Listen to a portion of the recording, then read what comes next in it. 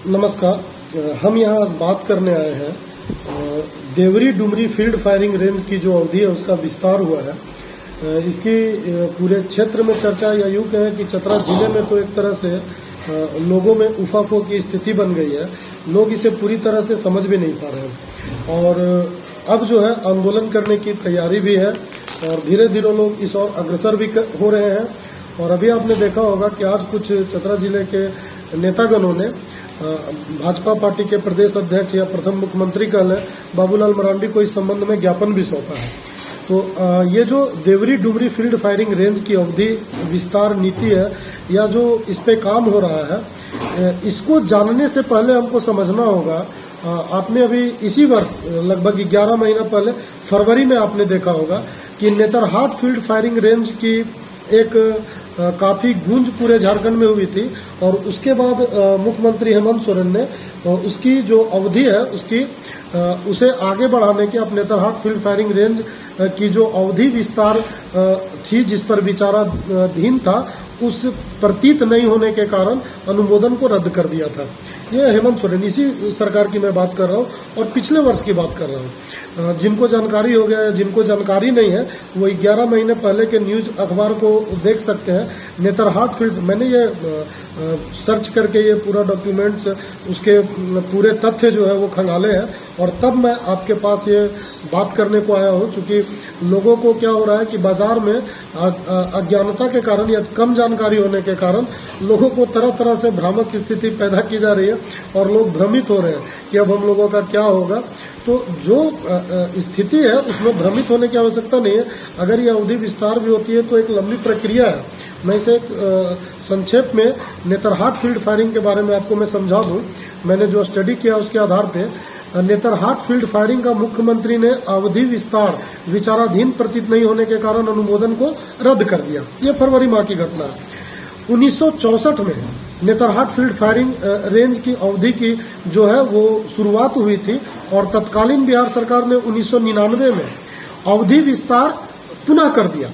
यानी कि 1964 की यह प्रक्रिया थी। 1999 में जो बिहार सरकार थी इस अवधि को उन्होंने बढ़ा दिया। यानी कि जिस तरह से अभी हमारा जो अवधि है वो अभी आपने लेटर देखा होगा 7 तारीख का, तो ये अवधि विस्तार हो गया है और 60 दिनों का हम लोगों को मिला है। और 1999 के बाद आप कल्पना करें 2023 फरवरी माह में एक बार आंदोलन हुआ जिसमें काफी विदेश से भी पत्रकार आए और हमारे देश के गणमान्य पत्रकार, लेखक और इसी वर्ष किसान नेता राकेश टिकैत जो काफी पिछले वर्ष प्रसिद्धि पाए थे, हरियाणा में और पंजाब में दिल्ली की सड़कों पे वो बैठे रहे। इसी वर्ष राकेश टिकैत और माले विधायक जो बगोदर के विनोद सिंह ने 22 मार्च को विरोध में शामिल हुआ।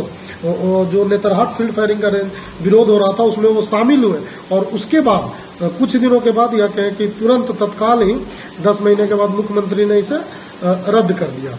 इसी वर्ष कहने का मतलब है 2022 मेरा कहने का मतलब है 11 महीने चुके बीत चुके हैं, तो ये पिछले वर्ष की बात है। ठीक है, 2022 में ये घटना घटी और इसमें लातेहार और जो आपके गुमला जिले हैं उसके 157 मौजा शामिल थे, 245 गांव शामिल था, 1471 वर्ग किलोमीटर की भूमि अधिसूचित किया गया था।